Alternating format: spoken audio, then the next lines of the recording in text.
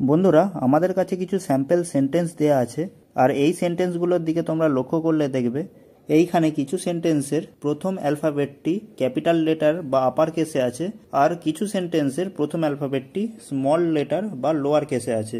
আর এমন কিছু সেন্টেন্স তোমরা খুঁজে পাবে এখানে যেখানে পুরোটাই লোয়ার কেস বা পুরোটাই আপার কেসে দেওয়া আছে। তো এই জিনিসগুলোকেই কম সময়ে সেট করতে হলে তোমাদের যে ফর্মুলাগুলো ইউজ করতে হবে, প্রথম স্যাম্পল 1, এইখানে আমরা আপার ফর্মুলা ইউজ করব।